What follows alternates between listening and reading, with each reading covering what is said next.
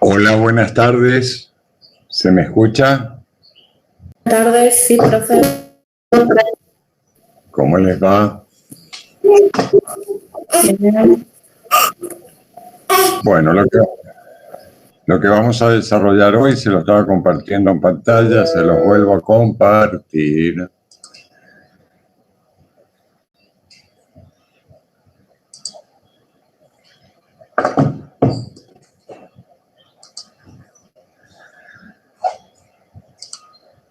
¿Se ve? Es la bolilla 2. Recording is on.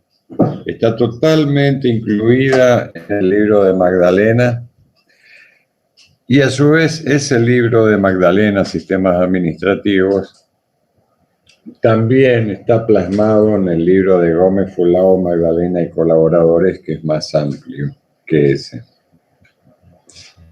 Les quiero mostrar. ¿Se ve lo que estoy proyectando o no?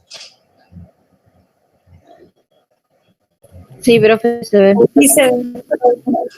Bueno, este librito, acá yo, si ustedes no lo quieren imprimir, lo quieren leer, por ejemplo, yo le di un poquito de brillo y contraste para que se vea mejor.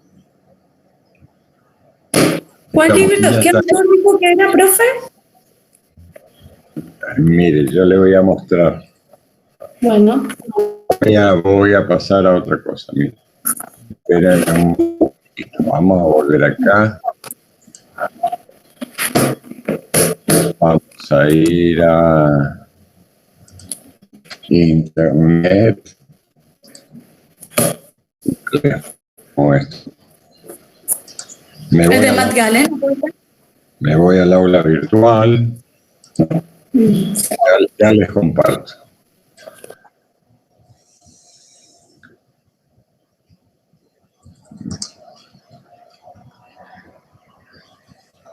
Esperen un segundo.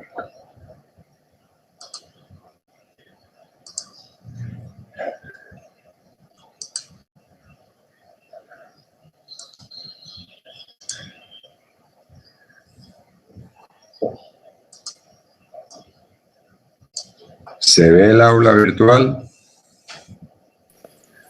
Todavía no. Sí, se ve. ¿La ven todos? Sí. Bueno, dentro del curso de CISAT, no el que dice examen final, sino el curso donde están inscritos ahora para el cursado, en documentos. ¿Se sigue viendo? Primero, miren, les muestro. Ustedes lo tienen exactamente igual. Acá tienen la unidad 2, donde hay resúmenes, material, PowerPoint. Inclusive, dentro de esta carpeta, todavía no la moví, pero les comunico que hay un PowerPoint de la unidad 1. Después se los voy a poner por separado. Acá tienen un PowerPoint general. Y después tienen resúmenes.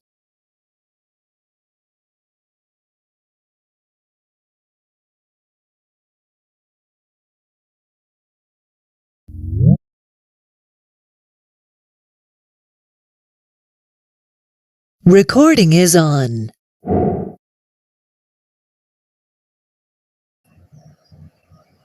No lo veo, yo lo veo más fácil afuera. A ver cómo salgo de aquí. Voy a ir a documentos otra vez.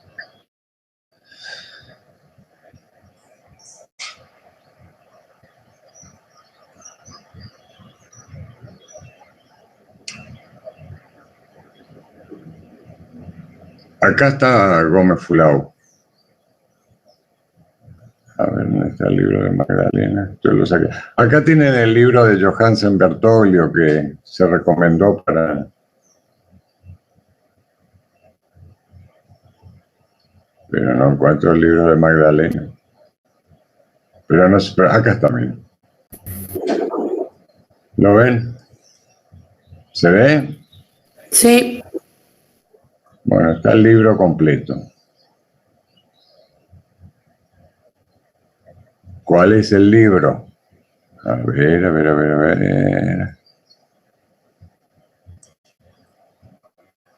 Es este librito que tiene y que también les va a servir para aspectos prácticos, diagrama de proceso, diagrama de bloque y manual de procedimientos que van a ver la semana que viene. Esto que está pintado así es mío nomás para ver mejor. Les muestro cómo es la tapa, que así sale. Este libro, varias veces está subido en el aula virtual.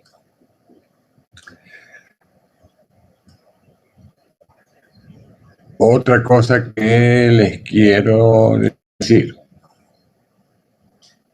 Recuerden que para el primer parcial va la unidad 1, que ya la desarrollamos, la unidad 2, la unidad 3, la 4 no va, la unidad 5 vamos a ver si tenemos tiempo para darla, y la unidad 6 ya se dio. Este tema lo dio Bartel y este tema que lo dio ayer Romina Rueda. ¿Estamos de acuerdo?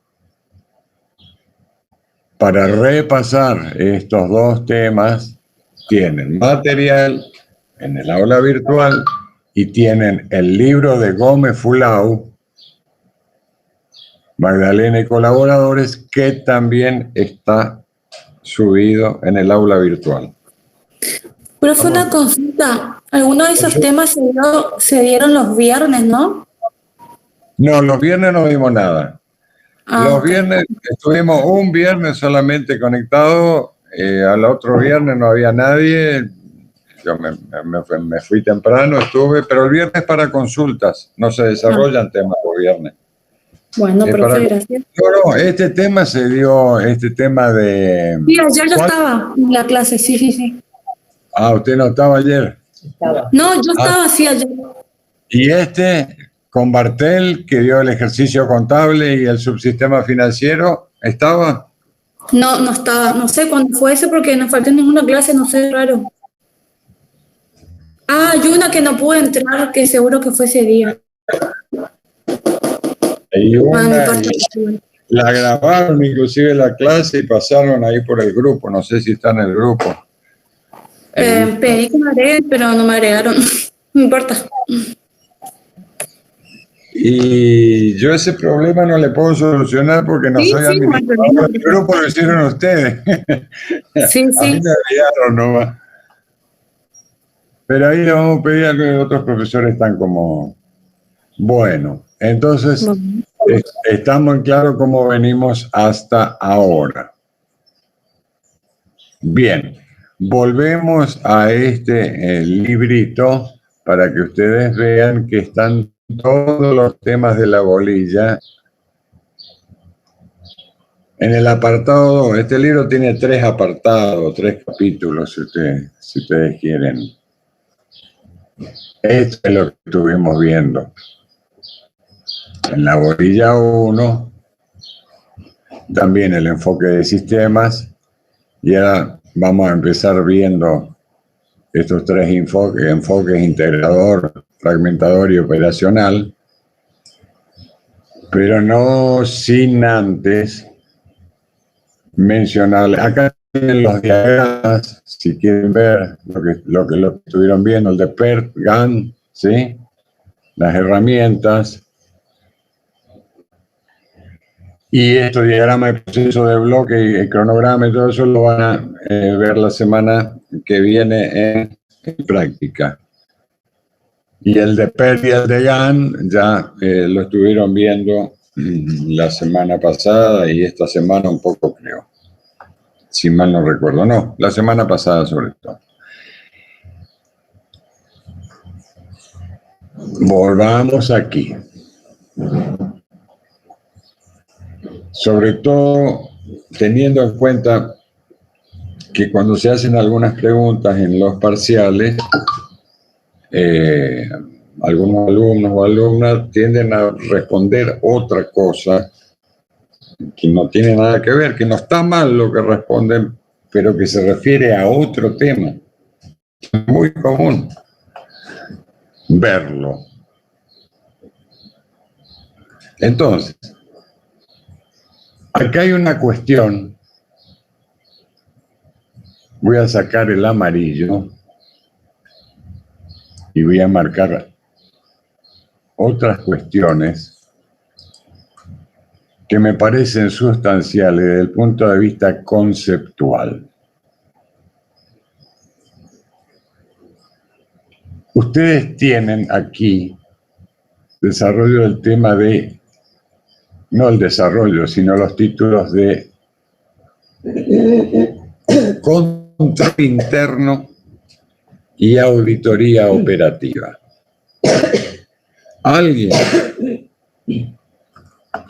Alguien de los presentes me debe decir cuál es la diferencia que ustedes creen que hay entre estas dos cuestiones, control interno y auditoría operativa.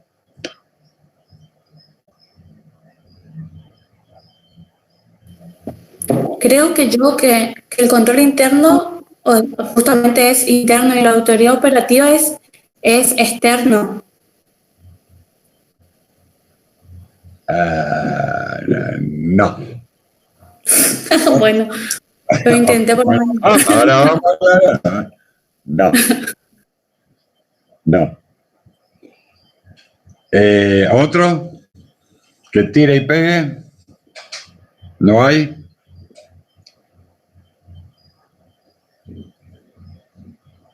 Parece que no. Bueno. El control interno es un conjunto de normas, de acciones que están adentro de los procedimientos.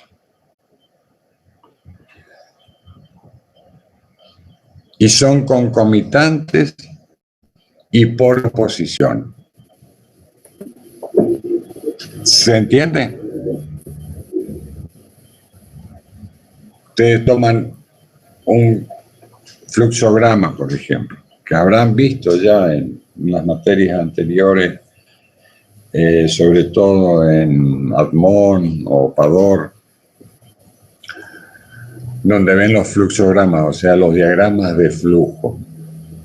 Con el procedimiento de pago, por ejemplo, el procedimiento, el que vimos ayer, de liquidación de haberes, el procedimiento, el sistema financiero donde tiene el pago, como le dije recién, el cobro y el equilibrio financiero de la organización, ¿sí?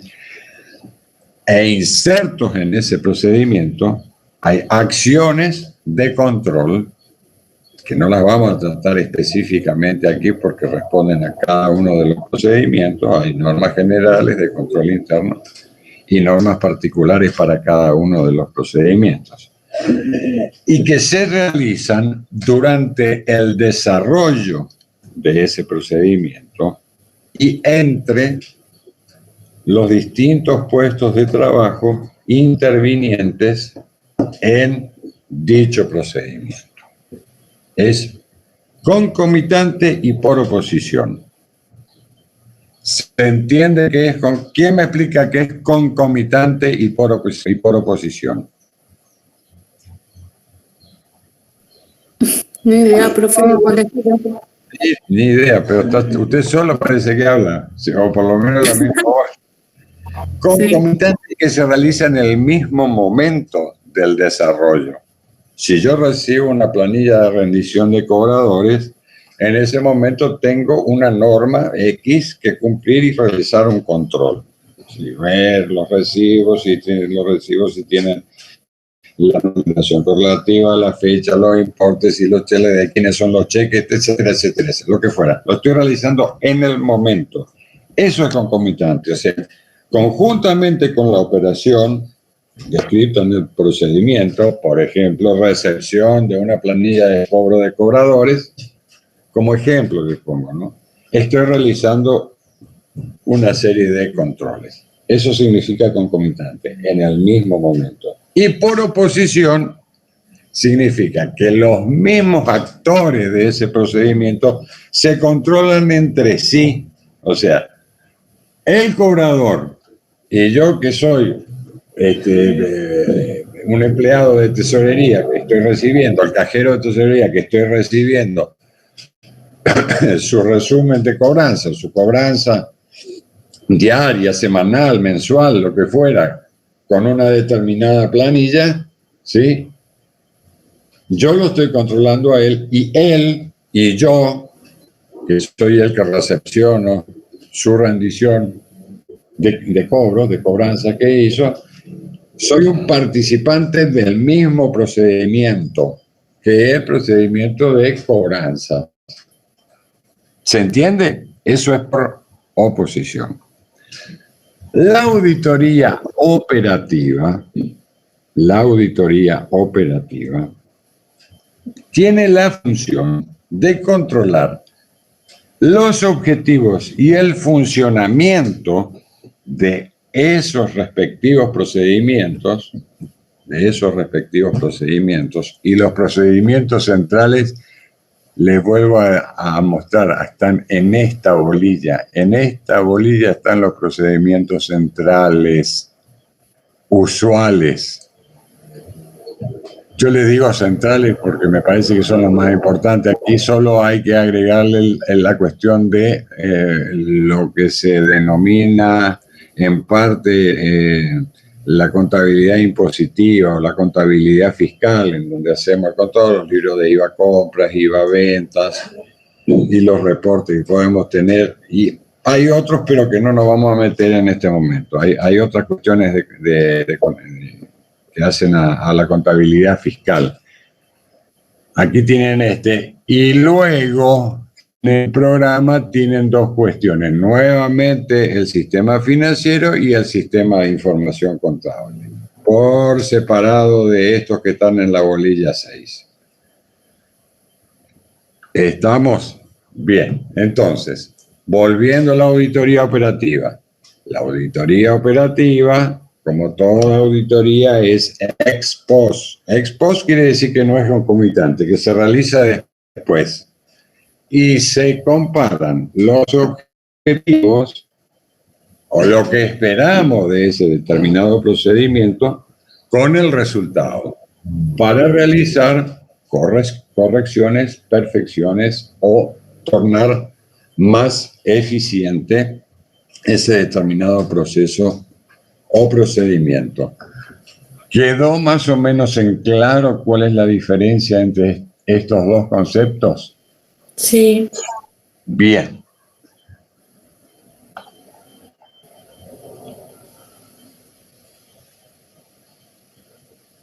Vamos aquí. Aspectos generales, elementos y funciones, nosotros ya los estuvimos viendo junto con la bolilla 1.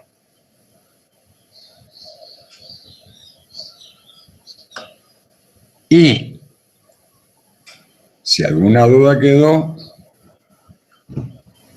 mañana en la clase de consulta me preguntan o nos preguntan y respondemos. En el libro de Magdalena, en el segundo capítulo, empieza aquí.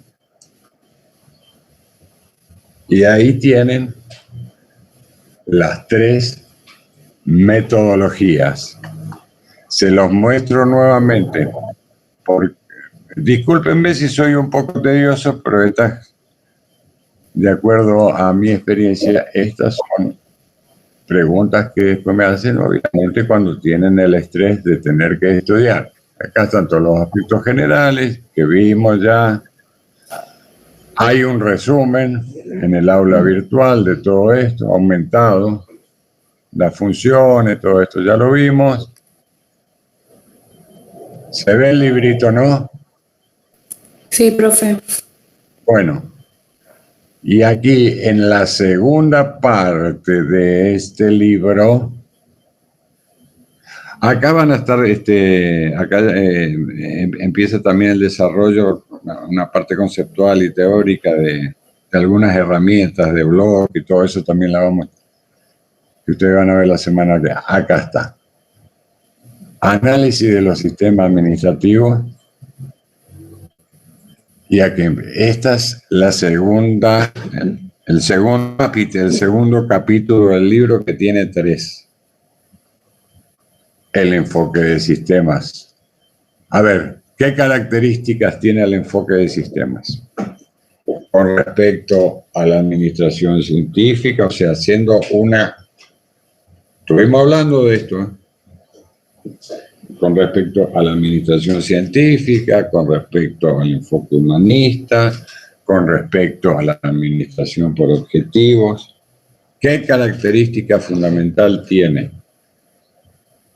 Desde el punto de vista de la actuación de las empresas, las organizaciones y la actividad que desarrollan los profesionales en ciencias económicas en esas organizaciones. ¿Qué característica tiene que lo diferencia de las otras escuelas? A ver si quedó algo de lo que estuvimos largamente hablando.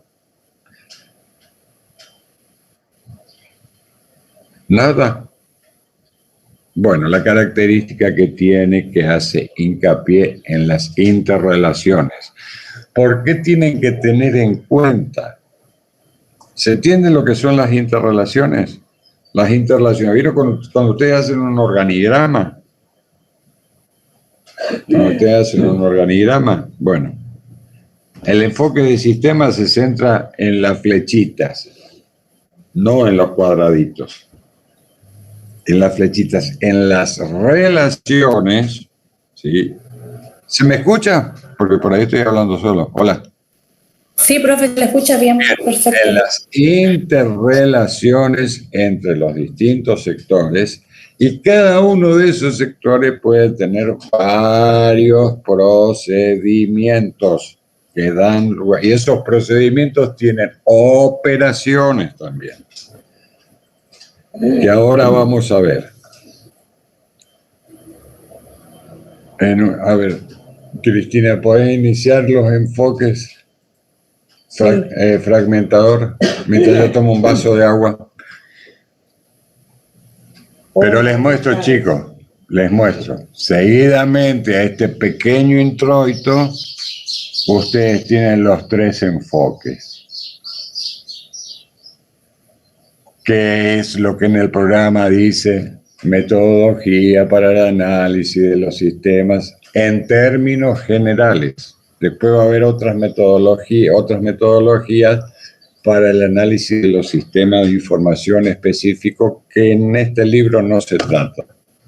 Es otro libro, que es el de Volpentesta, que no tenemos PDF, pero sí le vamos a dar algunos resúmenes, y está en el aula virtual. Vamos al enfoque integrador.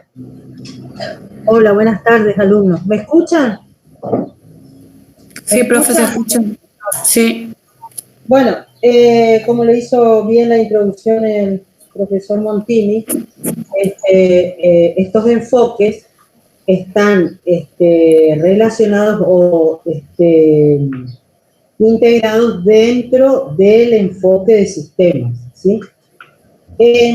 ¿Para qué se aplican estas metodologías de análisis de sistemas, y en este caso los sistemas administrativos? Fundamentalmente cuando se quieren diseñar, por ejemplo, sistemas nuevos, ¿sí? Sistemas administrativos nuevos en una organización que va a empezar a realizar su actividad, o cuando se quieren efectuar o se deben efectuar cambios para tender fundamentalmente o lograr la eficacia y la eficiencia en el sistema administrativo. ¿Qué viene a ser, no es cierto? Como ustedes sabrán, la base de información. Por eso se dice que los sistemas administrativos constituyen un sistema de información o sistemas de información particulares, ¿sí? Constituyen la base de la información para el control de gestión, ¿sí? Que no es lo mismo que el control interno que recién estuvo explicando el profesor. Bueno, tenemos entonces 3 metodologías básicas para el análisis de los sistemas administrativos y que se refieren a un enfoque integrador, un enfoque fragmentador y un enfoque operacional. ¿Están viendo la pantalla? Sí, profe. Tiene un PowerPoint. Ahí está, Sí. señor. Sí. Bueno, entonces quedamos en que existen básicamente 3 enfoques cuando se va a abordar el estudio, el análisis de un sistema administrativo, de cualquier sistema administrativo, ¿no es cierto?, donde se quieren introducir cambios o diseñar un sistema nuevo. Bueno, el enfoque integrador hace referencia a las interrelaciones, ¿sí?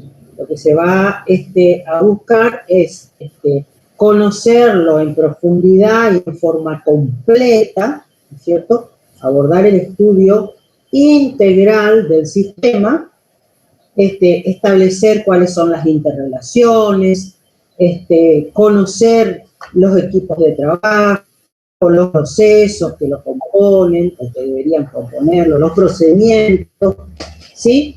Es decir, ir estableciendo en el estudio una serie de jerarquías que se van dando, ¿cierto?, de manera sistemática, ¿sí? Establecer, ¿se acuerdan ustedes cuando veíamos las características y los principios del enfoque de sistemas? Bueno, acá se debería aplicar todo eso. Entonces, cuando hablamos de establecer las interrelaciones y a través del estudio de las distintas jerarquías, es decir, conocerlo en profundidad y en forma completa, ¿no es cierto? Y después establecer las interrelaciones, establecer las jerarquías existentes entre los distintos sistemas. Habrá sistemas que comprenden una serie de otros subsistemas, ¿no es cierto? Sistemas de orden superior que comprenden otros subsistemas de menor jerarquía, ¿no es cierto? Y que son en magnitud, si se quiere, más pequeños, o que tienen quizás responsabilidad, distintas funciones, cumplen distintas funciones, tienen cada uno una función en cuanto a la toma de decisiones, una jerarquía diferente, ¿sí? Para luego pasar a la siguiente etapa, que sería el enfoque fragmentador, ¿sí? ¿Ustedes entienden lo que significa jerarquía?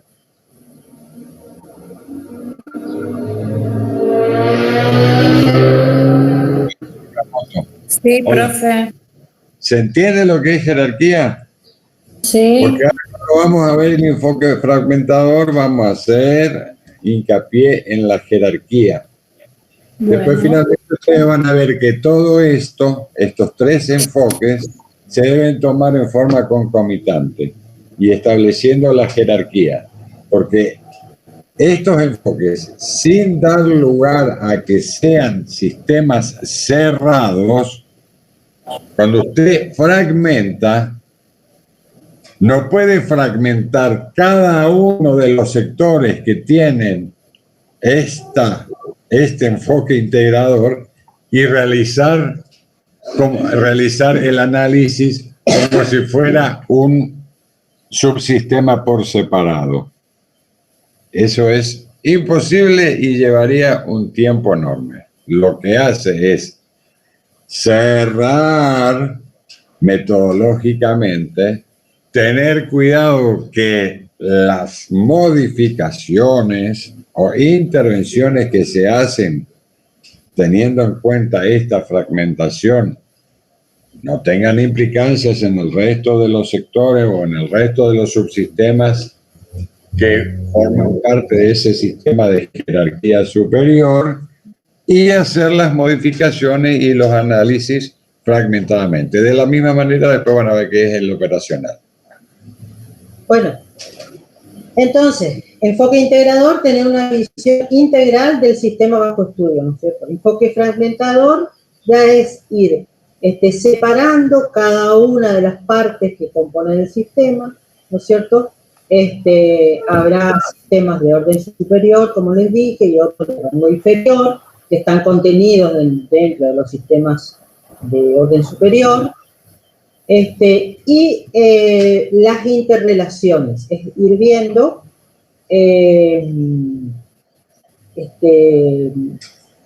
cuáles, o sea, tanto en la observación como en el estudio, ¿no es cierto? Se puede advertir que existen sistemas de orden superior que lo contienen y subsistemas de rango inferior que los componen. Bueno, como conclusión de este enfoque fragmentador, ¿no es cierto?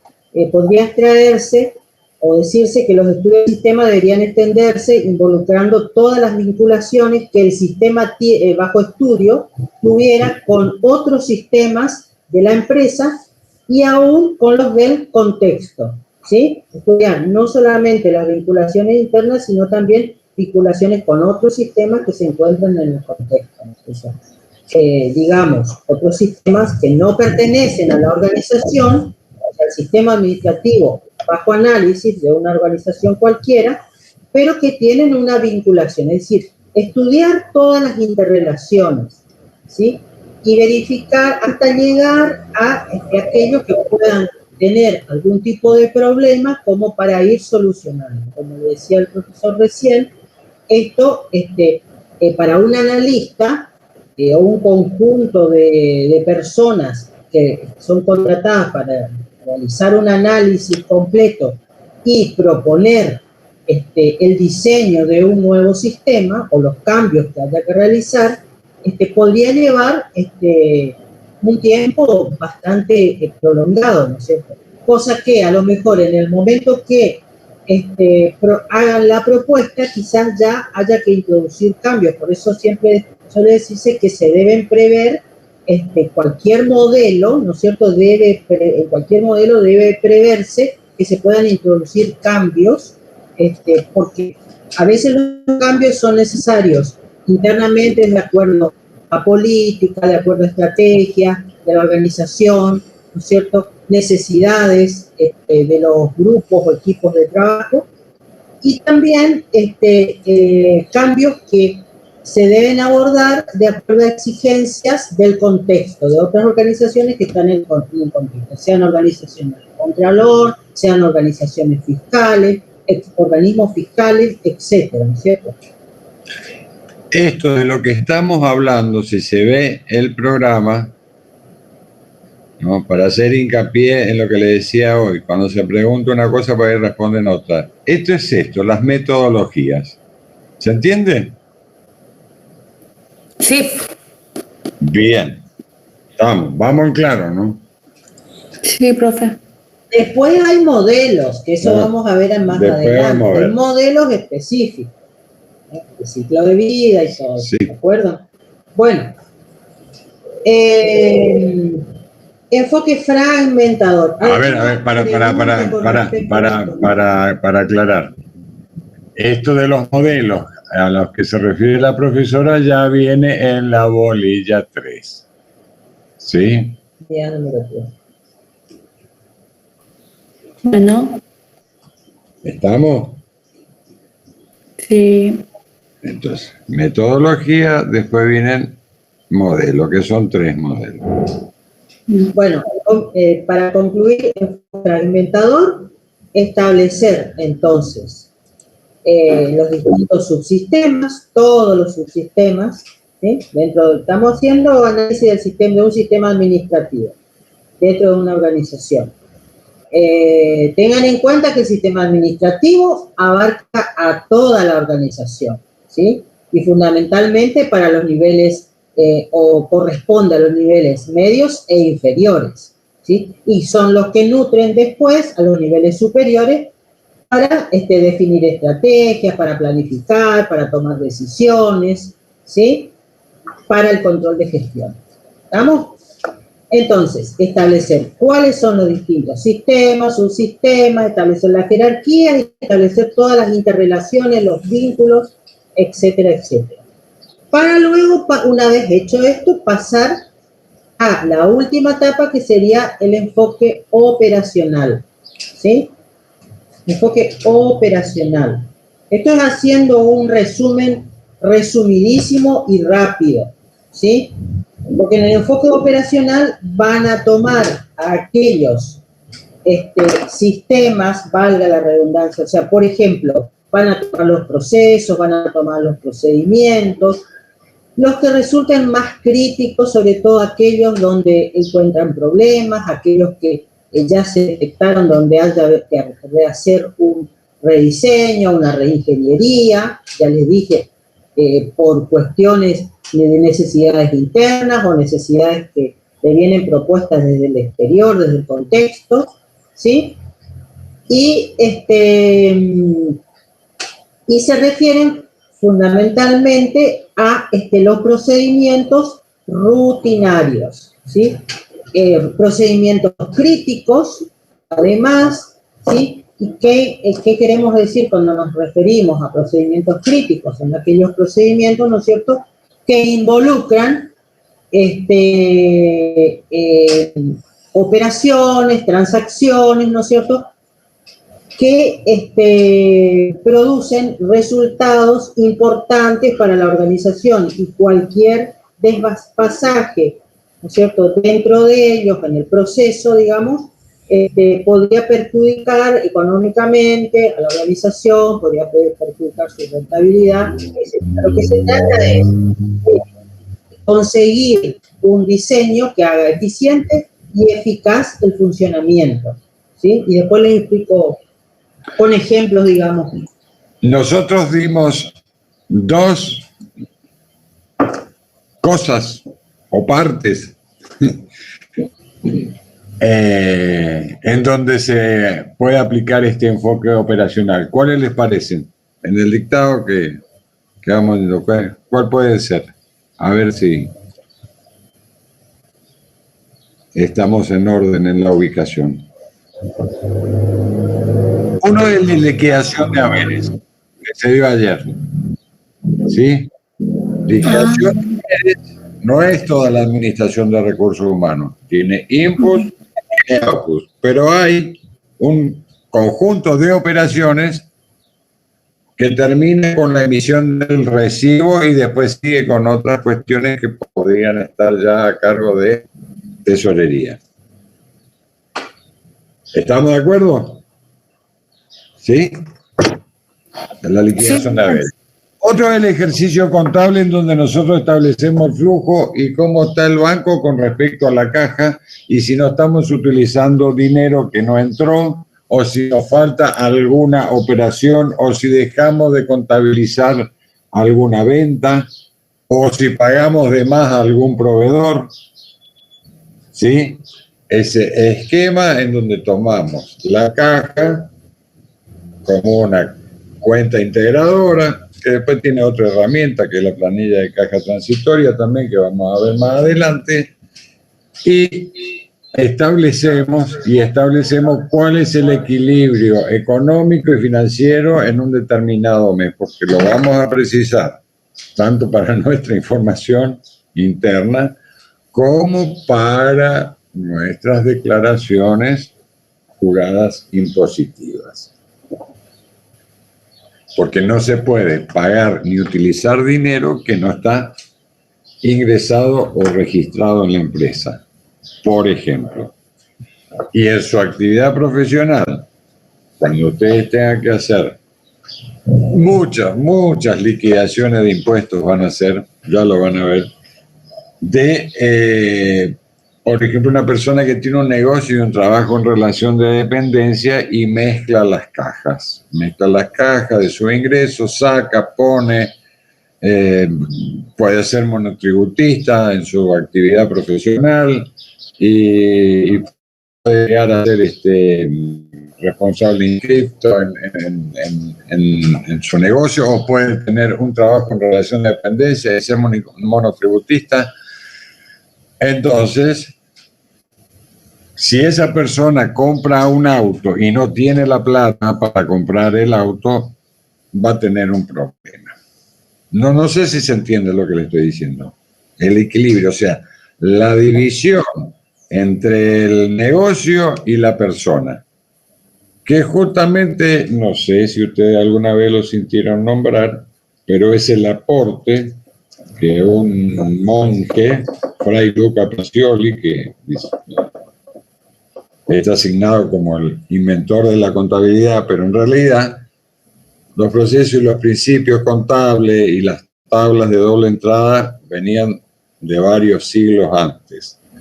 El aporte principal que hace este monje veneciano es establecer una separación entre el patrimonio individual y el patrimonio del negocio o de la sociedad de la que formo parte. ¿Se entiende lo que digo? Más o menos. Sí, profe. Bien. Que es muy común que se mezcle. Es muy común que se mezcle el patrimonio individual y los ingresos individuales, los ingresos de relación de dependencia con los del negocio y con los de la esposa, con los del hijo, con los del esposo, cuando la esposa es la jefa, y que es la mayoría de las veces, y se mezclan las cajas. Entonces, la determinación de nuestra caja, que incluye todo el líquido que tenemos, que no solamente constituye el dinero en efectivo, sino que también constituye el saldo que tenemos en el banco, si es acreedor, porque es dinero nuestro que tiene el banco y que tiene una liquidez inmediata. Un poco menos, después van a ver los índices más adelante ustedes en otras materias, de liquidez rápida, rabiosa, etc. Pero se entiende, el dinero que tenemos en efectivo también lo tenemos en el banco en efectivo. Y todo eso constituye un gran concepto desde el punto de vista de la gestión de las organizaciones que se llama caja, o que los que no se dedican estrictamente, científicamente y académicamente a las normas contables, nos llaman generalmente caja. En el libro de Gómez Fulao hay un interesante gráfico al respecto. Bueno, continuamos. Bueno, lo que les quería apuntar era lo siguiente. ¿Por qué se aborda el estudio, estos análisis fundamentalmente enfocados a los sistemas administrativos? Y dentro de los sistemas administrativos, los sistemas de carácter rutinario, ¿sí? Y definimos también como típicos o críticos, digamos, ¿sí? Rutinarios porque se apunta a las tareas que se repiten permanentemente o habitualmente en una organización, ¿no es cierto? Y porque si hablamos de un diseño específico, un estudio, una programación para aquellas operaciones consideradas no rutinarias, ¿no es cierto?, que se presentan esporádicamente, no sería, desde el punto de vista económico, no sería conveniente abordar toda una metodología de análisis, estudio y diseño específico, ¿no es cierto? Entonces, se apunta a las tareas rutinarias, a las operaciones rutinarias y típicas. Cuando hablamos de típicos o críticos, no adquieren el mismo significado en todas las organizaciones. ¿Por qué digo esto? Porque hay organizaciones en donde, por ejemplo, la facturación no es considerada como una operación crítica o típica y rutinaria, ¿sí? Bueno, rutinaria sí, pero no es son organizaciones en las que no se factura todos los días o no hay un sinnúmero de facturación, de operaciones de facturación diariamente, por ejemplo. Entonces, el libro que estamos abordando, de Magdalena, nos da un ejemplo de un astillero, por ejemplo, ¿sí? Donde la fabricación de una embarcación llevaría un tiempo prudencial, ¿no es cierto? Entonces, no se está facturando diariamente, sino que tiene todo un proceso primero de planificación, presupuestación, ¿no es cierto? Y en base a eso, bueno, una vez que se concluya la fabricación, se hará la factura correspondiente, ¿no es cierto? Para continuar el proceso de recuperación de los fondos mediante la cobranza, ¿sí? En cambio, si nos estamos refiriendo a una organización comercial donde diariamente tiene un sinnúmero de operaciones, ¿sí? Donde realiza ventas diarias, por ejemplo, 30, 40, 100, sí, la facturación es importante, es un procedimiento que requiere, ¿no es cierto?, un diseño específico, una utilización, ¿no es cierto?, una uniformidad, ¿cierto? ¿Para qué? Para ser eficiente y eficaz el mismo, ¿sí? Y que resulte económico, que permita, por ejemplo, obtener información en tiempo real para tomar decisiones, por ejemplo, en el caso de que haya que tomar decisiones rápidas. ¿Entienden cómo les estoy explicando? ¿Ustedes están viendo costos o ya aprobaron costos con el profesor Rodríguez? No, profe, yo todavía no hice costos en mi casa. Ah, ¿y algún otro ya estuvo viendo costos?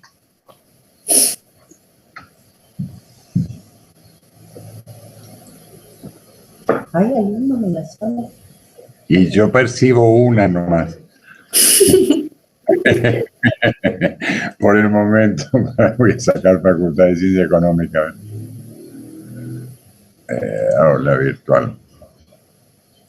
Ahora, ¿a alguien de los 30 más o menos que hay ya dio costos? ¿Cursó por lo menos? Tampoco. ¿Nadie? ¿O están haciendo por lo menos ahora? Bueno, van a ver que en costos tienen, para explicar esto del astillero, ¿no? Tienen dos grandes sistemas, costos por órdenes y costos por proceso. La fabricación que alguien encarga a un astillero, a suponer un yate, un yatecito, una lancha deportiva, lo que sea, entraría dentro de la temática de costos por orden. O sea, tenemos una orden y todos los costos los hacen en esa situación de costeo y en esa situación operacional de la empresa, es posible que le pidamos un adelanto y facturemos, después cargamos todos los costos a ese determinado producto, que es la embarcación, y cuando se termina de fabricar, se produce la venta y se factura la diferencia. O sea, un ejemplo para, de alguna manera, determinar cuando la facturación no es rutinaria. Diferente es un local que vende artículos eléctricos y que entra la gente y compra un cable, compra un foco, compra un disjuntor, o una casa que vende materiales de construcción, o una casa que vende indumentaria deportiva o ropa para mujeres, ropa para hombres. Tiene una facturación continua, entonces la facturación es rutinaria. Bueno, entonces, en este diseño de las operaciones típicas, rutinarias, ¿no es cierto? ¿Qué se consideran, por ejemplo? La conformación del grupo humano, el equipo, cómo va a estar conformado, ¿no es cierto? El perfil de cada uno, las necesidades en cuanto se establece una necesidad en cuanto a tecnología, se analiza si es necesario o no incorporar informática, programas automatizantes, ¿no es cierto? Software, etcétera, ¿sí? O sea, se analizan todas las interrelaciones, se establecen, por ejemplo, normas específicas de control interno, ¿sí? Y el procedimiento en sí, o sea, la sistematización del procedimiento, ¿sí? Con todas y cada una de las operaciones que comprende el procedimiento, las interrelaciones, ya se analiza todo y se debe diseñar por completo cada uno de estos subsistemas. O sea, nos referimos específicamente a los procedimientos rutinarios, ¿sí? Que son los que son necesarios hacerlos eficientes y eficaces. Le voy a proyectar esto ahora. ¿Estamos hasta ahí? ¿Alguna otra? Está claro entonces la diferencia entre los procedimientos rutinarios, los que son factibles de ser abordados en este análisis y estudio y diseño, ¿no es cierto? Y las otras operaciones que no son típicas, no son tan rutinarias, y todo depende del tipo de actividad que desarrolla la organización, ¿sí? Bueno, le comparto esa estamos entonces, la próxima etapa sería justamente las etapas del análisis de los sistemas, ¿sí? ¿Qué comprenden las etapas del análisis de sistemas?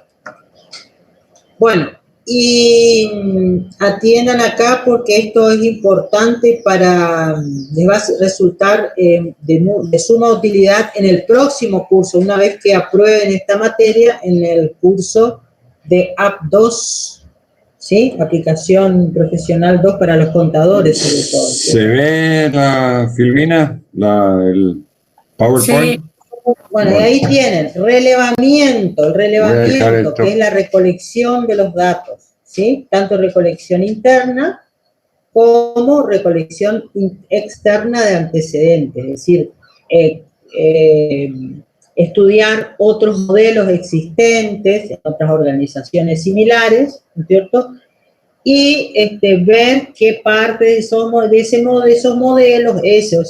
se pueden aplicar a la organización donde se está haciendo el estudio de los sistemas.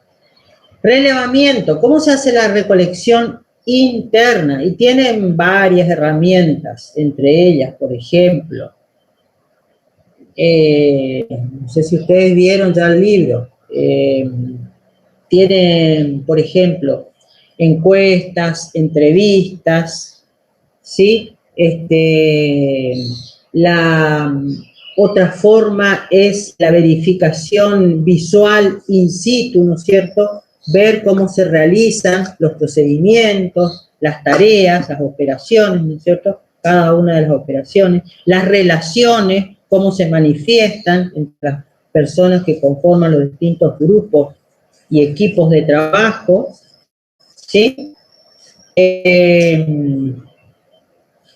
Entrevistas, encuestas, o sea, localizar a cada uno de los actores que intervienen en esos grupos de trabajo, ¿no es cierto?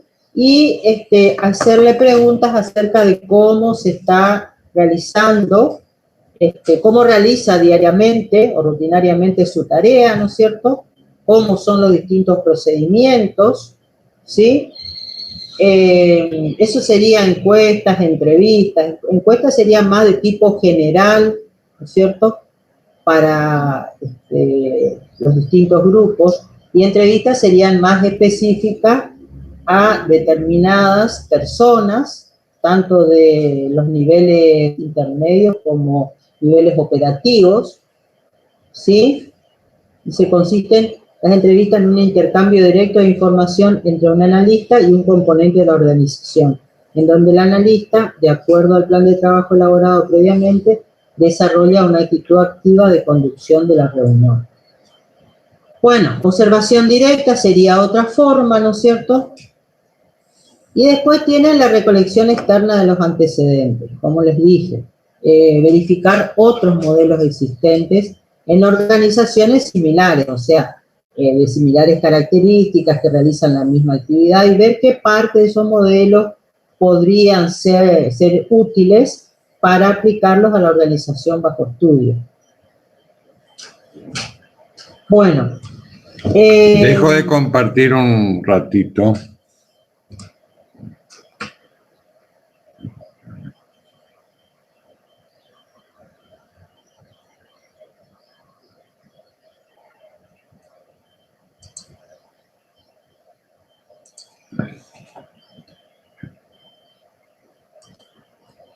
Bueno, sistematización de la información sería, por ejemplo, sería ya la tarea de organizar todos esos datos, ¿sí?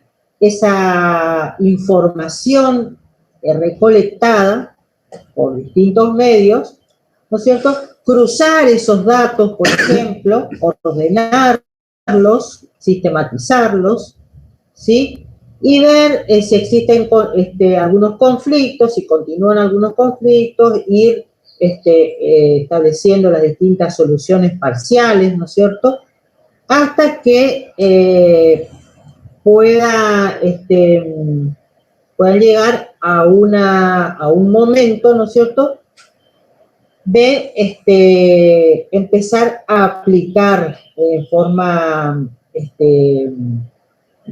sería como un prototipo, ¿no es cierto? Una vez ordenada toda la información sistemáticamente, aplicar como un prototipo de prueba, ¿no es cierto? Como una prueba. Eso sería la sistematización de la información. Ir verificando los distintos resultados obtenidos y en función de eso, acuérdense de la retroalimentación, ¿sí? Esto de lo que estamos... ¿Se ve la pantalla? Sí, profe. Les voy mostrando, ¿eh? Acá tienen, si quieren repasar, después consultar, si no les quedó claro. No, página 40, 41, acá tienen el desarrollo, las entrevistas. Digo, para comentar algunas de las cosas de las que estuvimos hablando. Recolección externa, observación directa. ¿Ven? ¿Estamos? Sí, ¿Tienen localizado dónde está? sí. Discúlpenme si soy tedioso, pero después vienen las preguntas. Profe, ¿dónde está ese tema? Ah, acá está. Bueno.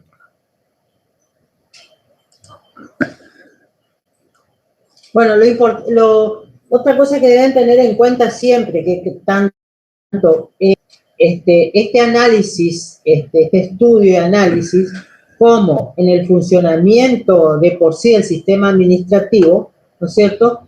Todo es en función de entrada, ¿no es cierto?, de datos, de información, entrada de energía, ¿no es cierto?, actúan los recursos humanos, se desarrolla el proceso y hay una salida que vienen a ser los resultados, que otra vez tenemos el producto, ¿no es cierto?, en sí, producto de esa salida, hay información que también sale porque el sistema administrativo, al capturar esa cantidad de datos, ¿no es cierto?, procesarlos, lo va transformando en datos, nuevos datos, información, ¿no es cierto?, que va quedando capturado en algún archivo, ¿no es cierto?, sea físico, impreso, y también hoy en día se utilizan los archivos, las bases de datos, ¿no es cierto?, que van acumulando datos, ¿no es cierto?, y esos datos pueden transformar en información, distintos tipos de información, ¿no es cierto? Y lo que se trata entonces con estos diseños y uniformidad, el establecimiento de uniformidad en las operaciones rutinarias y típicas, lo que se trata, les decía anteriormente, es de hacer eficiente y eficaz el sistema administrativo en sí. Que evitar, por ejemplo, duplicaciones, hacerlo económico, evitando duplicaciones, evitando pérdidas de tiempo, aunque por ahí van a leer que los sistemas administrativos son los más difíciles de establecer y lograr, ¿no es cierto?, un tiempo de ejecución determinado y que no, y estricto, ¿sí? Muchas veces, por X variables, por X causales, tienden a ser o a prolongarse un tiempo más del esperado, ¿no es cierto? Pero en definitiva los resultados tienen que ser los mismos. Una vez que está probado, diseñado y probado un sistema y se empieza a aplicar, ¿no es cierto?, se supone que el resultado debe tender al óptimo, ¿sí? Independientemente de que se ejecuten, las operaciones se ejecuten en un tiempo fijo determinado o en un tiempo superior, ¿sí? Porque también intervienen otras causales como, por ejemplo, la situación de los recursos humanos, ¿sí? Por ejemplo, las vacaciones, o sea, las vacaciones del personal, ciertas licencias por enfermedades, ¿no es cierto?, etcétera, ¿sí? Entonces, ¿quedó claro más o menos esto de qué se trata? Sí. El análisis, el estudio de los sistemas. En la página 55, que no tiene número, si les voy a poner...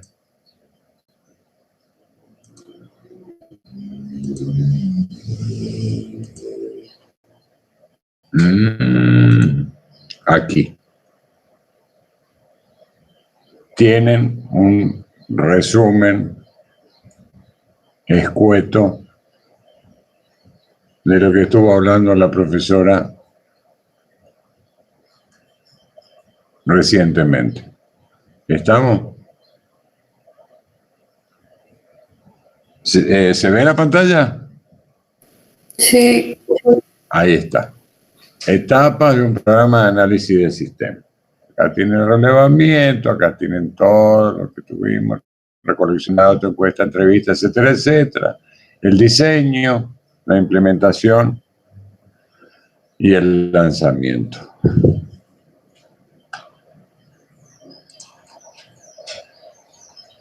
Bueno, en esto es importante también que, tener en cuenta que en el análisis no solamente se apunta a los procesos y procedimientos, ¿sí?, y toda su conformación, ¿no es cierto?, recursos humanos, recursos materiales aplicados, y los procedimientos en sí, o sea, cada una de las operaciones sistemáticamente involucradas, ¿no es cierto?, sino que también se debe tener en cuenta el análisis de cómo está conformada la estructura de esa, la estructura organizativa, ¿sí? Por ahí van a ver, no sé si más adelante o más atrás, la relación entre estructura y proceso, ¿sí?, que es una relación íntima porque son complementarios, ¿sí? No puede existir o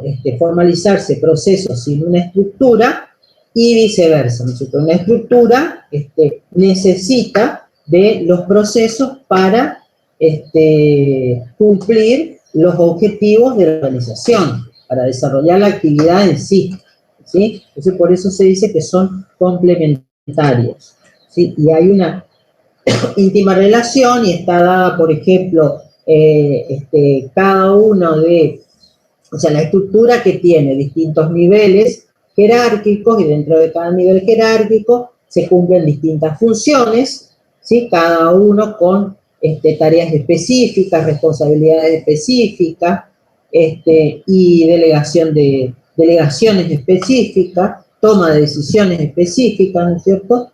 Y que están íntimamente relacionadas con la jerarquía y con la función. Y eso está en la estructura, ¿sí? La estructura organizativa. La estructura organizativa, ¿cómo se grafica? Se grafica mediante un organigrama, por ejemplo, ¿sí?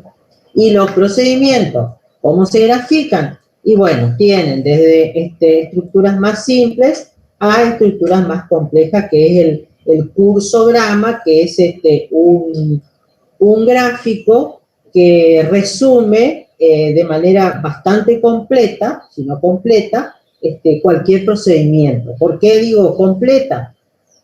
Porque no solamente define las operaciones básicas del procedimiento, sino también operaciones de control, ¿no es cierto? Rutinas de control,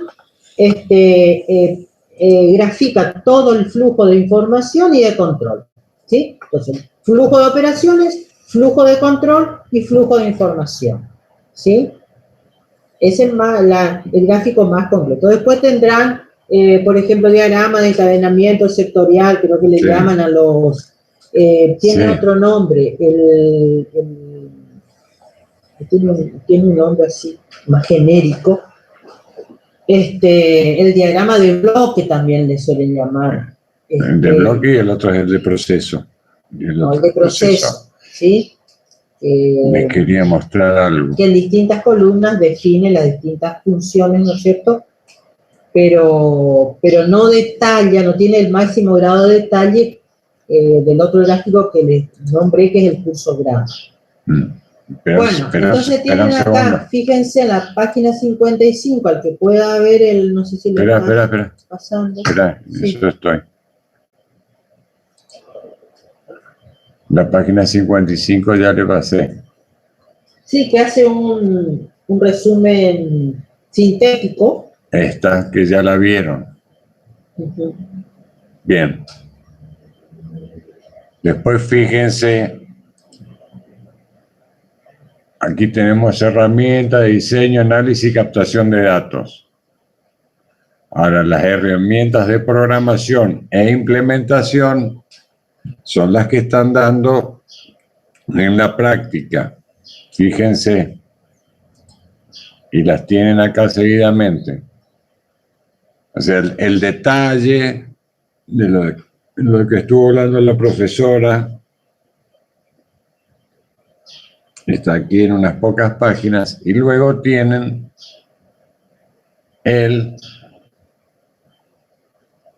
ahora ustedes van a ver las herramientas y acá se van a encontrar con cosas que están viendo ya. El PERT, el GAN, ¿sí? ¿Está? ¿Se entiende la lógica? Sí, profe. Bien.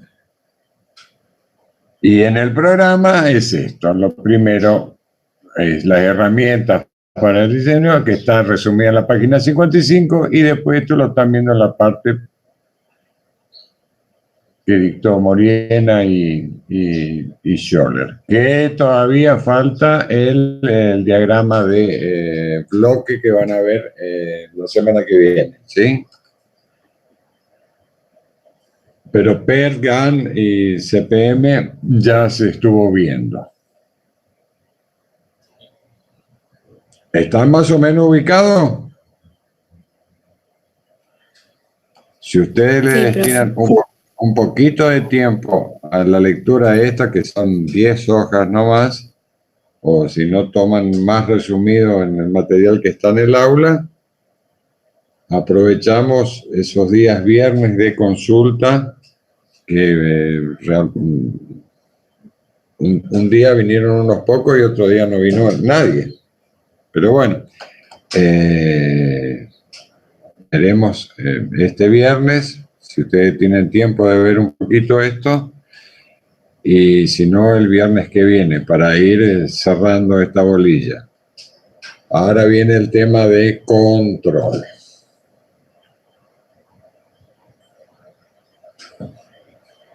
Como ustedes ven, después de esto, el control que les estuve hablando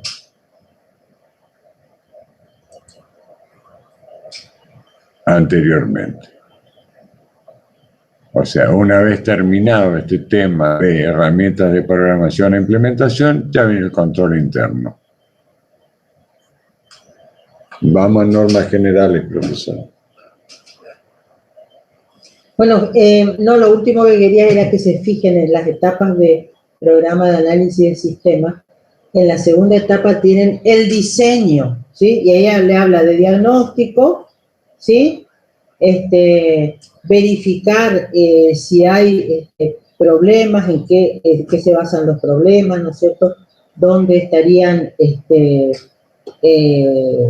o sea, discutir, analizar, discutir sobre posibles soluciones, ¿no es cierto? Después el diseño global, formulación de un modelo, y el diseño detallado ya sería la redacción de los distintos procedimientos, ¿no es cierto? Los distintos modelos sistemáticos, ¿sí? Redacción de manuales de procedimientos o procedimientos en sí, si no sé, si la organización no tiene un manual, no todas las organizaciones tienen un manual de procedimientos, un manual de organización, ¿sí? Redacción de manuales de organización, dice, diseño de formularios, registros y archivos, también eso se diseña, es parte del diseño, ¿no es cierto? Preparación de diagramas de lógica y redacción de programas, si la aplicación es computarizada.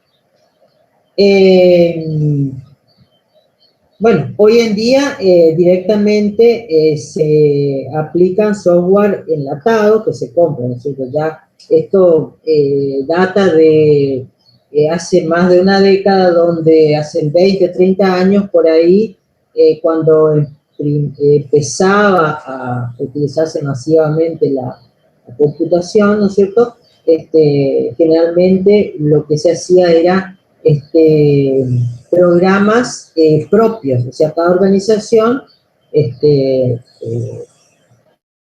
encargaba, ¿no es cierto?, la redacción de programas software propios, ¿no es cierto?, que fabricaban los analistas de sistemas o ingenieros de sistemas.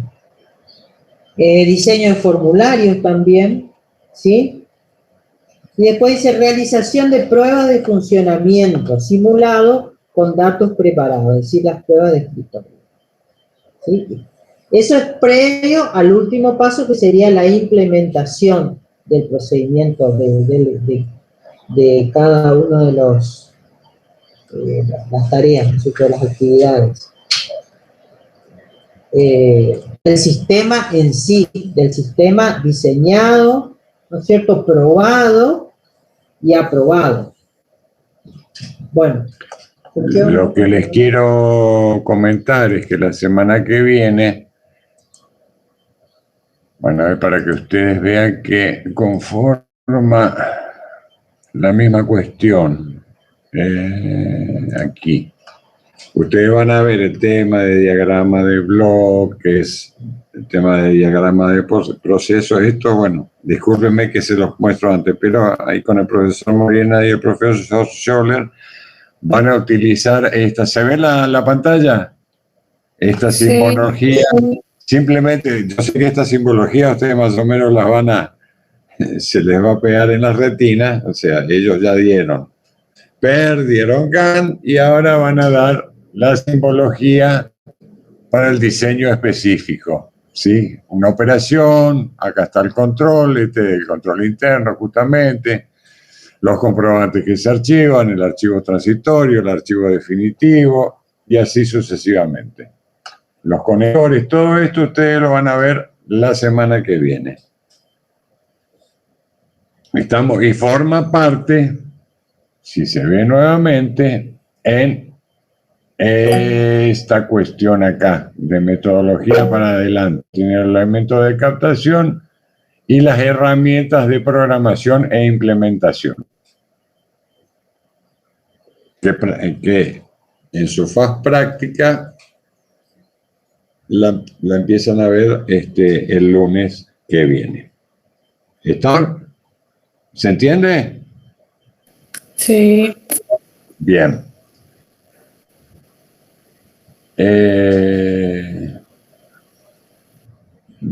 Para cerrar, más o menos, nos faltaría las normas de control interno generales.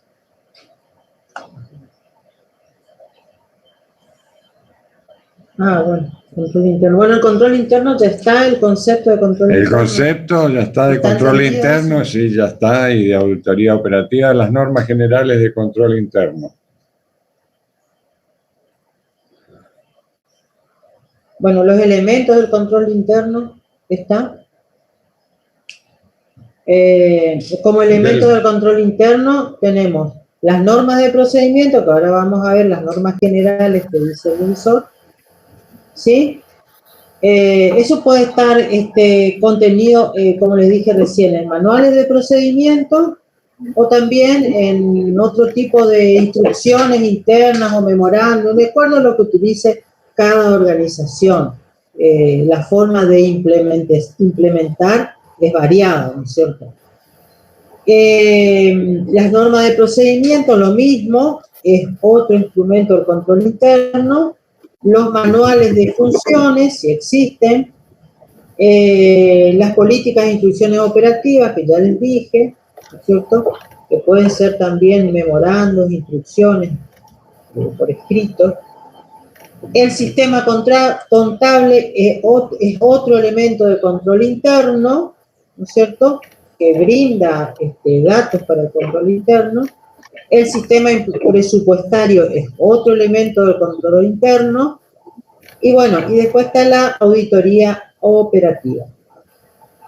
Bueno, que ya también le estuvo explicando el profesor. Como normas generales de control interno, o sea, cuando hablamos de generales, ¿no es cierto?, nos estamos refiriendo a normas de control interno que se repiten más o menos en forma rutinaria en los distintos procedimientos.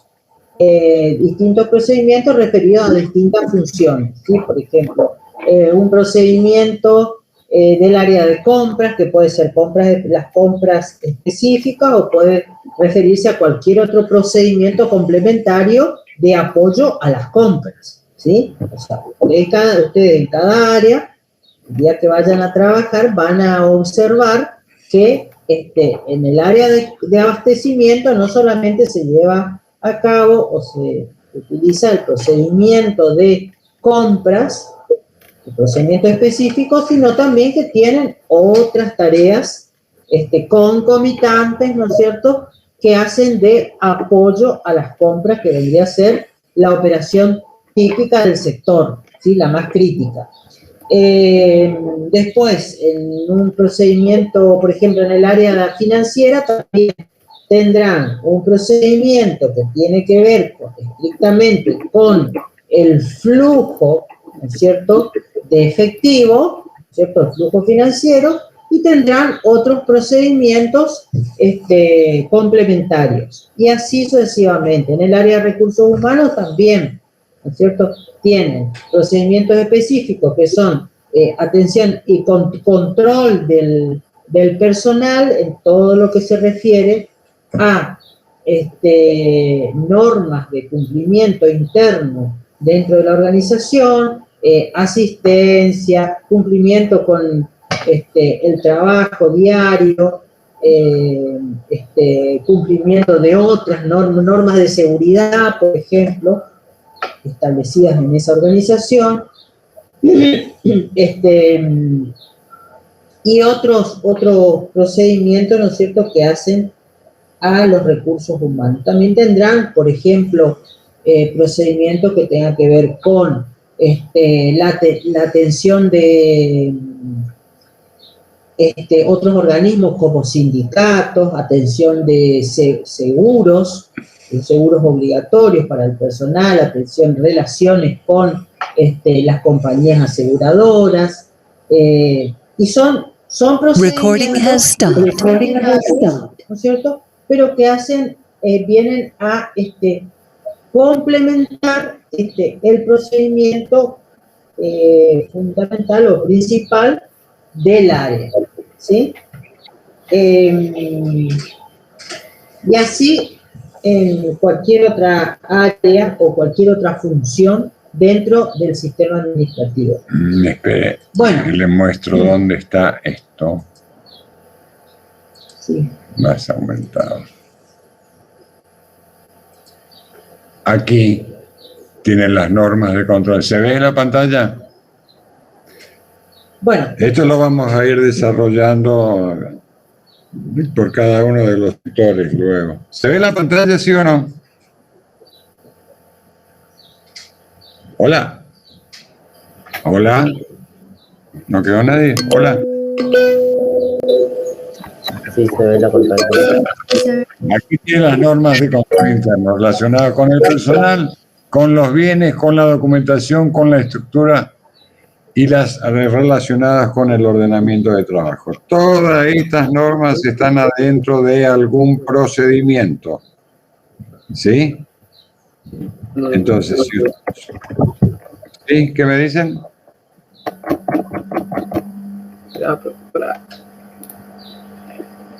Bueno, todas estas normas están adentro de algún procedimiento que en el desarrollo de la materia iremos viendo, y específicamente las relacionadas con cada uno de estos sectores.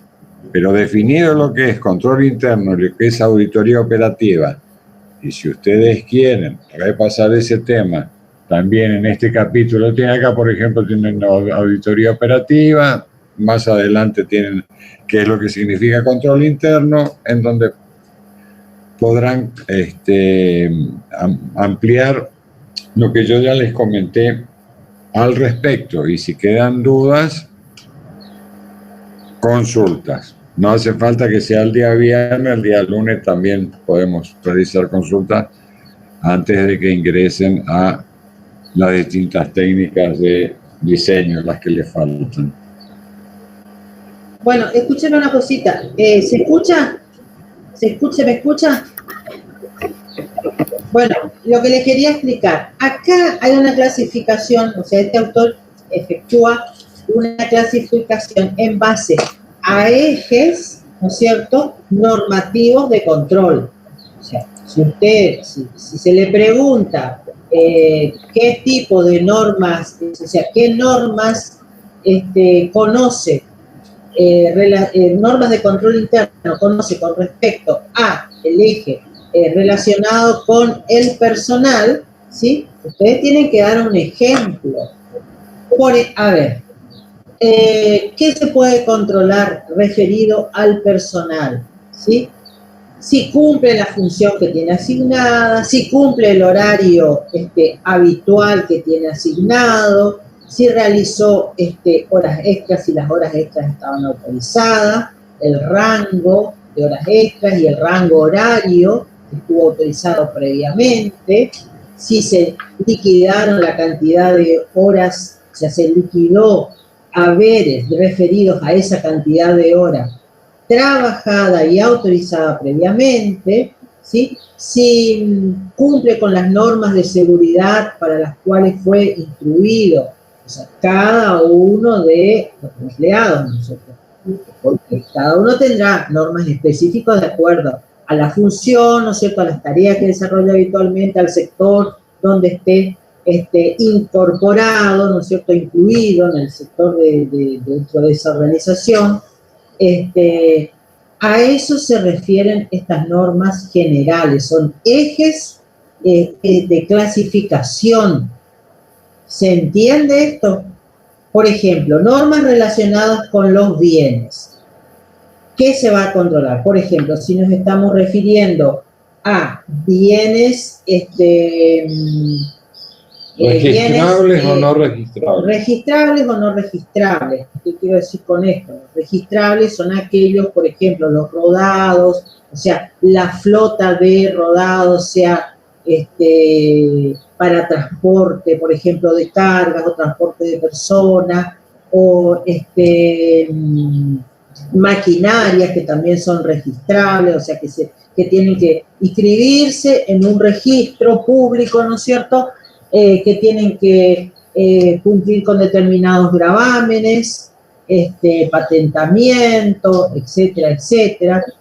Necesitan o están obligados a tener un mínimo seguro. Entonces, todos esos son, a su vez, subejes de control o ejemplos de control dentro de las normas relacionadas con los bienes. Si están convenientemente registrados en el registro de bienes de la organización, ¿no es cierto?, porque estos bienes registrables deben ser registrados, valga la redundancia, ¿no es cierto?, o deben ser exentados, ¿no es cierto?, con todos los datos referentes a cada uno en un registro habilitado dentro de la organización, ¿no es cierto?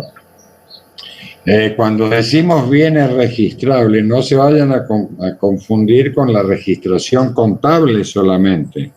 O sea, como ejemplo, como un buen ejemplo de bienes registrables, ustedes tienen los inmuebles y los automotores. O sea, hay registros externos a la organización que tienen anotado esos bienes. ¿Se entiende lo que digo? Otra cosa. Hola, Pérez, ¿se entiende lo que digo? Porque usted compra mercadería y también la registra en su sistema contable. Pero eso no es lo que en la jerga se denomina bien registrable. Bien registrable es un bien de este tipo que le estaba diciendo, por ejemplo, inmuebles y automotores que tienen un registro de la propiedad y un registro del automotor. Otro bien registrable es las patentes, registro de patentes. Sí, las patentes referidas a derechos de fabricación, por ejemplo, de determinados bienes. A eso se refiere, o sea, se inscribe el bien con su característica, con una marca, etcétera, etcétera. Eso sería una patente, por ejemplo. ¿Sí? No nos estamos refiriendo al dominio de los automotores. Otra cosa, con respecto a los bienes, cualquiera fuera el tipo de bien, o sea, por ejemplo, tienen bienes para la reventa, ¿sí?, para la comercialización exclusivamente, se compran y se venden, los bienes registrables que deben cumplir determinados requisitos en registros públicos, como decía el profesor, registro de la propiedad, por ejemplo, para los bienes inmuebles, ¿sí?, registro automotor para los automotores, o también bienes utilizados internamente para el consumo, ¿cierto?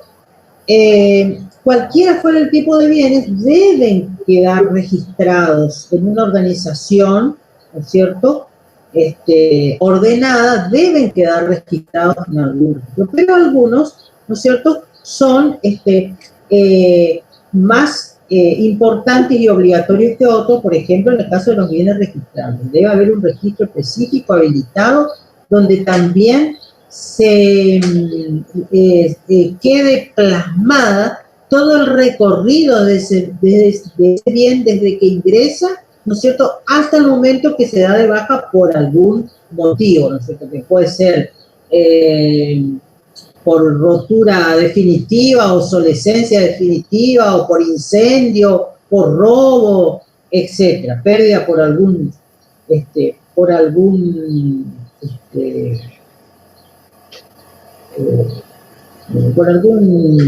ocasión, ¿no es cierto? Bueno, por algún evento determinado. Pero también, por ejemplo, en este caso de los bienes registrables, ¿a quién se le individualiza como responsable en cada momento? ¿Sí? Por ejemplo, en el caso de un automotor, puede estar asignado a un determinado chofer, ¿sí?, empleado de la organización, ¿no es cierto?, que va a ser el responsable de cualquier cosa que ocurra con ese rodado o maquinaria, ¿no es cierto? En el caso de que ocurra un siniestro, será responsable de denunciar inmediatamente, sino a las autoridades de la organización para que realicen los trámites pertinentes o directamente denunciar el siniestro a la aseguradora que corresponda, ¿sí? Mantener ese bien en condiciones, o sea, depende de las instrucciones, ¿no es cierto?, que en cada momento le imparta la organización al momento de entregarle el bien, le hará firmar el registro, ¿sí? La entrega esa, alguna documentación de entrega, todo debe quedar plasmado, o sea, es la historia del bien en cuestión, ¿sí? De la misma manera también la entrada y salida de bienes destinados directamente a la reventa, ¿sí? O sea, para todos podemos hablar también de inventarios, o sea, los registros no son más que los inventarios escritos, ¿sí? A eso nos referimos cuando decimos inventario de bienes. Son registros donde queda plasmada toda la historia del pasaje de ese bien por la organización. Y es en ese inventario que se incluye dentro de un libro obligatorio que siempre medio lo tomamos o lo dejamos en el olvido, que se llama Libro, Inventario y Balance, en donde se plasma el balance general de la organización, de la empresa, con un detalle específico, o sea, con un desglosamiento de cuenta por cuenta. Entonces, allí con respecto a los bienes, ustedes van a tener algún tipo de bienes, como los que mencionamos, que son objeto no solo del registro dentro de la organización, sino de un registro público, el organismo público que lo tiene registrado, pero puede tener bienes que formen parte de ese inventario de bienes físicos muy importantes y de alta inversión, como puede ser una máquina procesadora para fabricar la espuma de colchones, como puede ser una sierra en un aserradero, una machimbradora, como en Alto Paraná puede ser los digestores que transforman la pasta, los chips de madera en pasta celulósica, ¿se entiende? Estos últimos bienes que le estuve mencionando no tienen un registro público en donde son consignados, ¿sí? Pero tienen un registro de inventario específico y detallado dentro de la organización. Bien. En nuestro sistema contable, Sí. de información contable, Como les perdón. digo, el libro de inventario y balance, que esos bienes se van a registrar de forma pormenorizada, detallada y pormenorizada. Es decir, también haciendo hincapié en las amortizaciones que corresponden. O sea, estos bienes forman parte de qué ¿qué les parece? O sea, ¿recuerdan ustedes, forman parte de qué en ese balance? Y no sé, equipos y maquinaria se ponen en el balance generalmente. Entonces, dentro de equipos y maquinaria puede haber mucho dinero invertido. Sí, tiene un detalle en el balance, ¿sí? En el balance general, escueto.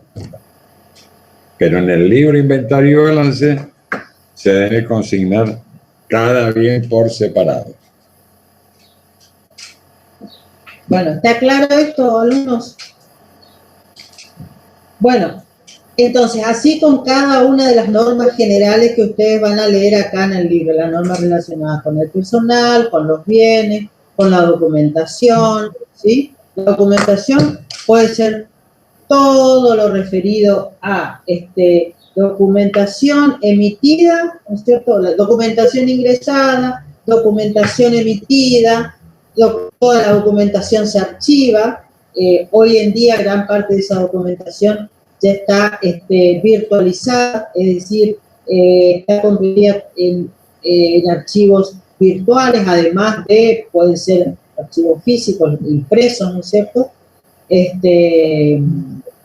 Incluso, por ejemplo, las aseguradoras tienen gran parte de la documentación en forma virtual. O sea, hay organizaciones donde tienen un flujo o un caudal muy impresionantemente, o sea, una magnitud muy grande de documentación que fluye, ¿no es cierto?, que ingresa, que fluye por la organización, que sale producto de los distintos procesos y procedimientos, ¿no es cierto? Y bueno, están autorizados a veces directamente a mantenerlos en registros virtuales. Y de la misma manera, gran organización hoy en día manejan con sus clientes, por ejemplo, cuando de facturación, directamente los pasan a través del correo y el cliente es el que se encarga de imprimir. Y bueno, la organización por ahí no le da el archivo, no le da una impresión física de la facturación, y así también con remito, con recibo, etcétera, etcétera. También hay normas relacionadas con la documentación que refieren a formas de archivar y de resguardar información, documentación importante, por ejemplo, sean valores, sean formularios preimpresos, ¿no es cierto?, que tienen valor importante. Antes eran las facturas, bueno, hoy en día ya las facturas, como cada vez que se emite una factura, todo pasa, o sea, se inicia a través de el sistema FIP, ¿no es cierto?, o previamente autorizada por la FIP, como les dije recién, ya no se trata de un archivo físico. Pero, por ejemplo, formularios de recibo, formularios de chequera, o sea, deben tener un tratamiento estricto y específico referido a la forma de resguardar y quiénes son los responsables. Todo eso debe quedar convenientemente escrito, forma parte de normas escritas, ¿sí?, pueden ser, ya les dije, impresas o no, y que pueden llamarse, por ejemplo, normas, memorándum, se puede plasmar en memorándum, en instrucciones, en manuales de procedimiento. O sea, depende de qué formato utilice la organización, ¿sí? Pero en cada una de estas normas tienen que quedarles claro a ustedes que deben buscar ejemplos. El libro mismo les da algunos ejemplos. Cuando ustedes vayan a leer, se van a dar cuenta, ¿sí? O sea, si se les pide normas generales, la palabra generales se utiliza porque a veces son normas comunes a los distintos procedimientos, ¿sí? Como por ejemplo, en el caso del ordenamiento del trabajo, un ejemplo será el control interno por oposición de intereses. Bueno, eso se da en todos los procedimientos, en diferentes tipos de procedimientos. Bueno, ¿alguna consulta quiere decir que le haga? De todas maneras le digo que a medida que vayamos tratando cada uno de los procedimientos, se darán las normas específicas de control interno de cada uno de ellos. Bueno, peguen una repasadita y a ver si mañana tenemos algunos clientes. Mañana a la tarde a las 16. ¿Sí?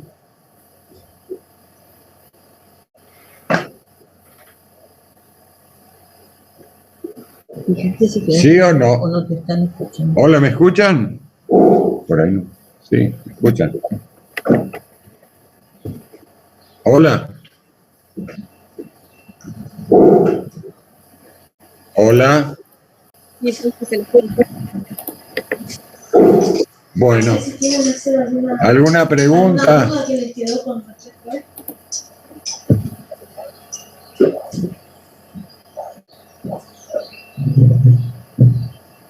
Bueno, nos vemos mañana entonces.